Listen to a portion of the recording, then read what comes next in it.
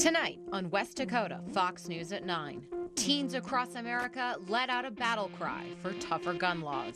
Plus, a village nervously awaits the possible eruption of a massive volcano on the Pacific Ring of Fire. But first, stamping out food stamps. We'll show you the new plan that will affect millions of low-income Americans. This is West Dakota Fox News at 9 with Molly Martinez and meteorologist Henry Blakes. Your first news of the night starts right now on West Dakota Fox News at 9. Good evening, I'm Molly Martinez. More than 42 million Americans rely on food stamps to feed their families. But some new proposed federal changes could mean a shakeup for the program. John Salling explains what effect it will have. President Donald Trump is proposing that some in SNAP will receive food grown at farms like this one, but lose some of the money that they receive now. I think it's a worthwhile discussion to have. I personally don't see it becoming law. I don't see it getting into this current farm bill. Senator John Hoeven says that any changes to SNAP would require broad support so we can still pass a strong farm bill. Senator Heidi Heitkamp says that slashing nutrition assistance would be particularly damaging to vulnerable Americans and that she will fight to protect these programs. We may need to actually sit down and talk about what foods are actually available local.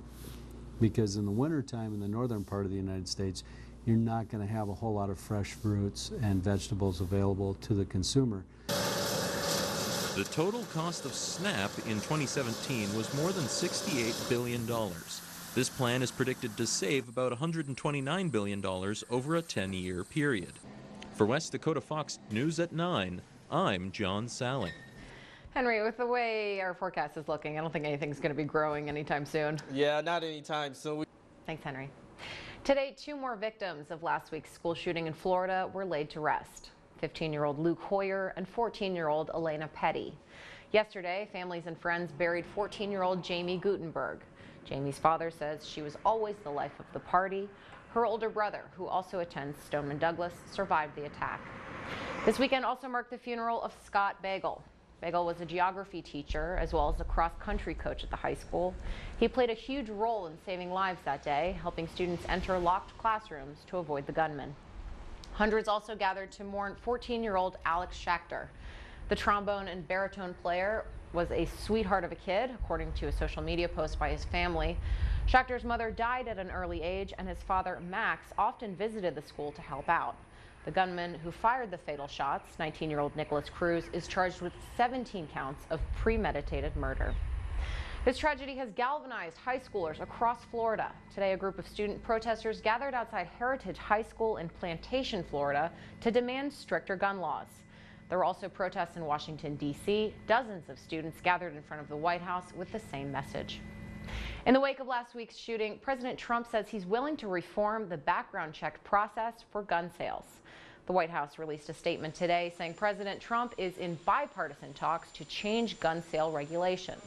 The president met with Texas Republican John Cornyn and Connecticut Democrat Chris Murphy about a bill to strengthen the way state and federal agencies report offenses. Those changes could prevent some people from buying guns. In February of 2017, the president signed a bill to roll back gun regulations specifically for people with a history of mental illness. Senator Heidi Heitkamp says she's happy to see the president is open to talk about the issue. In a statement, Heitkamp said if the president is open to that discussion, then it's a positive sign we can focus on common sense ways to save lives and keep guns out of the hands of people who should not have them while protecting Second Amendment rights. Senator Hoeven also weighing in. He showed his support for the background checks. In a statement, he said, "This will help keep guns out of the hands of dangerous criminals and those with serious mental health conditions who are a threat to others, while still respecting the Second Amendment rights of law-abiding citizens." In the wake of the shooting, there's been a lot of talk of mental health. Specifically, why weren't the shooter's obvious mental health issues taken more seriously? Today, we spoke to mental health professionals in the state who say they often have their hands tied when reporting individuals to law enforcement. Say they need evidence of someone potentially harming themselves or another person before they can contact law enforcement. Dr. File with Shy St. Alexis says the focus needs to switch to prevention. think that the more we can have open conversations about these topics, the better we're going to be able to catch problems and get people the help that they need before it's too late. According to the National Conference of State Legislatures, North Dakota is one of 4 states that does not have a duty to warn law. That law requires mental health professionals to warn law enforcement and potential victims of violence. Following a story that we first broke earlier this month, we reported Governor Doug Burgum received 2 tickets to the Super Bowl worth $37,000. They were given to him by Xcel Energy. Emails obtained by West Dakota Fox show that the governor was given an array of VIP options to choose from during his time in Minneapolis for Super Bowl 52. That includes concerts and other VIP events. Taking this new information into account, everything totaled up closer to $40,000. Now, Governor Burgum repaid Xcel Energy for the cost of the trip after the visit became public. If you would like to read all of those emails regarding the subject, please visit our website, yournewsleader.com. Speaking of state Republicans, since announcing his plan to run for Senate, Congressman Kevin Cramer is clearing the playing field of Republicans. Today, Paul Schaffner says he will withdraw from the Senate race and switch over to the House race. Senator Tom Campbell made a similar announcement Friday. Schaffner will be the second candidate to announce for the House race, even though he still faces a conviction of soliciting a prostitute last May. Schaffner says he is not guilty and he is appealing the conviction. North Dakota Democrats just announced former Vice President Joe Biden will be speaking at the state convention in March. Biden will likely be here to stump for Senator Heidi Heitkamp, whose re-election bid became a lot more competitive on Friday with the Cramer announcement. Biden said, quote, "Heidi lives and breathes North Dakota. She fights with every fiber of her being for rural America." Well, all eyes are on Indonesia as a massive volcano begins to erupt. Today, volcanic ash spewed from Mount Sinabung, shooting more than 16,000 feet into the sky.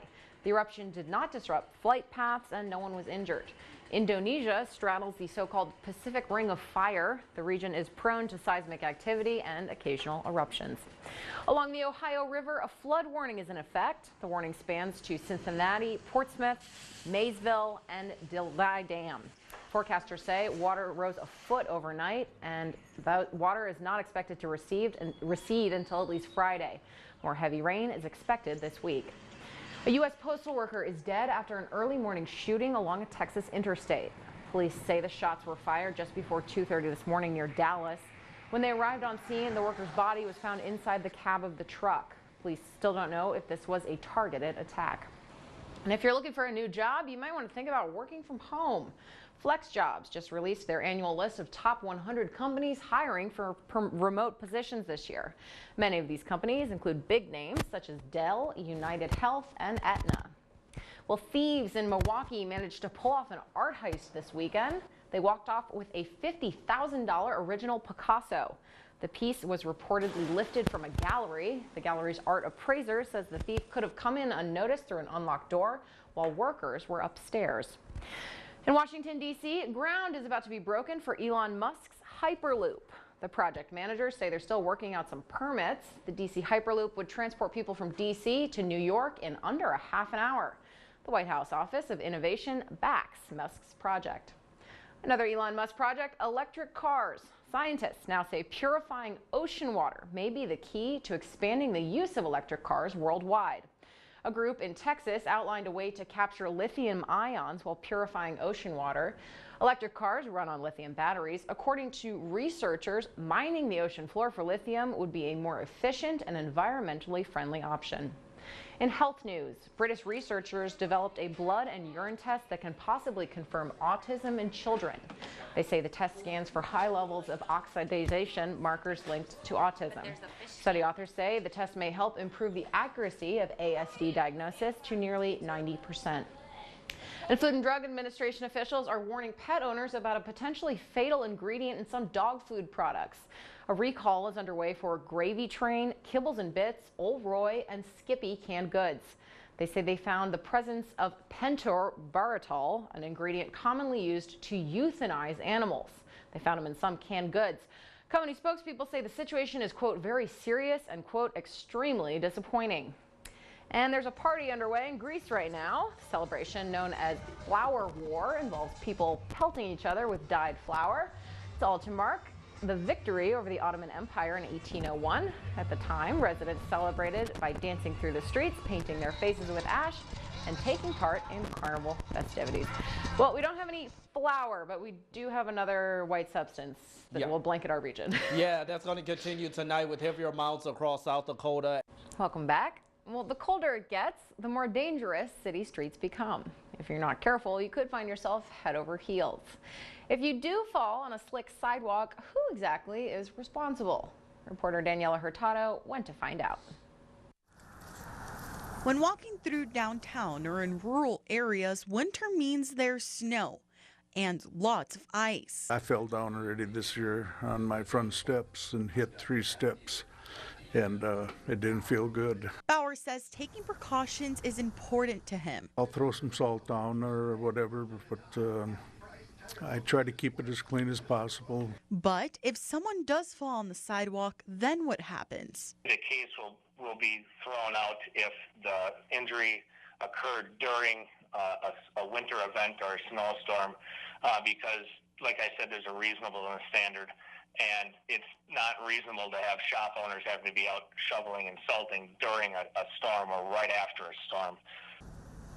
Stan says if you fall in front of a store, it is the owner's duty to keep the premise safe, but he says proving outdoor slip and falls can be difficult, and each case can have a different outcome. Speaking of ice, since 1905, Minot has had a curling club. It's grown over the years to be one of the city's most popular winter activities. Matt and his wife Jessica curl on a team every Wednesday night. They both grew up in Minnesota, curling in high school. Minot's curling club has allowed them to continue the sport and meet new people. Depending if you want to come hang out, have a couple cold ones and just kind of play a little bit, or if you want to get a little more serious, you can do some of the tournaments and kind of get a little more excelled and play some harder games. The curling club has leagues that meet Monday, Wednesday, and Thursday during winter months. Bismarck Capital Curling Club holds Learn to Curl lessons on Sunday evenings. Well, nearly 13,000 North Dakotans have some level of visual disability. That's according to the National Federation of the Blind. A Mandan family with visual disabilities is finally seeing some relief with the help of their daughter. Cynthia McLaughlin explains. On February 14th, Shalay Baumgartner turned 15. And the next day, she passed her driver's test. The first day after Shalay had her license, she was, "Mom, you're not walking downtown to the bank. I'm giving you a ride." And it was kind of unusual for me. I'm just not used to that. So it was good. When you have to go somewhere and you have to get one thing, it takes you 3 hours. The Baumgartners have relied heavily on the bus, which picks up 6 blocks from their house. When I tell people it takes me 5 hours to go get groceries, they're just astounded that I even do that. But that's just the way I've lived. Without a driver in the home, Shalay has missed out on school events and social activities. Getting coffee in the morning, that's a huge thing. Lots of people dread filling up at the pump, but Shalay says she doesn't mind it at all, considering she spent about $40 a year in bus fare just getting to and from school. I could pass him. Now Shalay and her family are leaving the bus behind. Light of Christ Catholic Schools President Gerald Vetter says administration works their best to make arrangements for families like the Baumgartners by finding other students and faculty that have similar routes to school. Still ahead, a high-flying rescue when a bird of prey became a sitting duck. Welcome back. Firefighters helping rescue a domesticated hawk in Arizona. This is footage of Flagstaff firefighters over the weekend helping rescue a hawk stuck on top of a 45-foot tree. The hawk's owner reported it missing Saturday around noon. It's unclear who spotted it on top of the tree, but fire crews were able to help pull it free after its leash became entangled in the tree. Firefighters ended up using a 75-foot aerial ladder to reach it. The process was dangerous, but worth it. Crews say the hawk was safely reunited with its owner uninjured. Well, maybe not a hawk, but a pet can provide comfort for people suffering with certain mental illnesses. While those furry companions cannot replace medication or therapy, British researchers say they can provide significant benefits. The team reviewed 17 studies on the subject, finding pets can provide comfort, alleviate worry, loneliness, and isolation, as well as increase physical activity and provide distraction from symptoms. A major theme investigators found was that companion animals provide emotional comfort and offered unconditional, non-judgment care. Now over to someone who is non-judgmental of all of my terrible tosses, meteorologist Henry Blake. Hey, you're doing pretty good. Hey, we're talking about some snow for tonight. We will see you tomorrow.